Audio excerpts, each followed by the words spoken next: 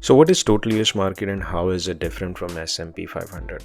Let me break it down for you. Hey everyone, welcome back. Before we dive in, we need to understand what is this total US market. It includes thousands of companies like large cap, mid cap, small cap. Let's start with small cap. It's smaller companies but higher growth companies, market value between 250 million to $2 billion. And those companies are part of small cap. Mid caps is a medium-sized companies, and these companies are with a market value of $2 billion to $10 billion. And the largest companies, large cap, and these companies are giants with the market value of more than $10 billion. It's like Apple, Microsoft, big companies. So think of it as a more comprehensive snapshot of entire US market, and that's called US total market.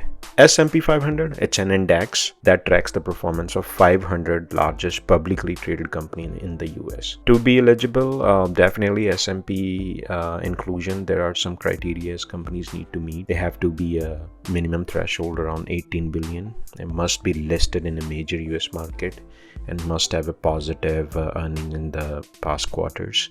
And it should be a US based company with the trading volume of 250K in the past 6 months. Now, question comes to your mind is, what is the difference between both of these and which one should I choose?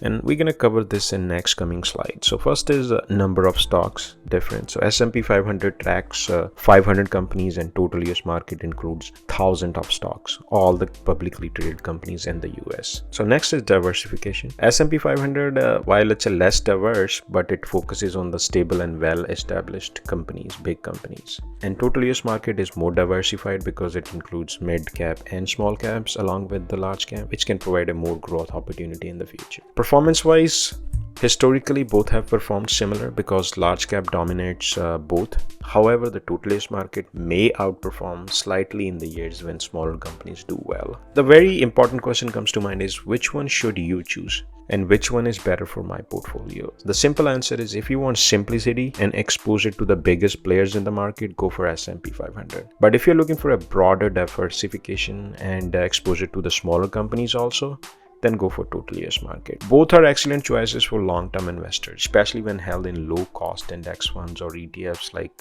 those offered by Vanguard and Fidelity. Let's look at the historical returns for both of them. So I'm using this portfolio visualizer, which is a free website, and I'll paste the link below in the description. I'm comparing total US market with large cap, since large cap is mostly part of S&P 500. Let's take an example. We gonna start with the initial investment of $10,000 and we wanna contribute $200 every month and rebalance monthly, and we'll definitely do the inflation adjustment too. And let's compare from 1985.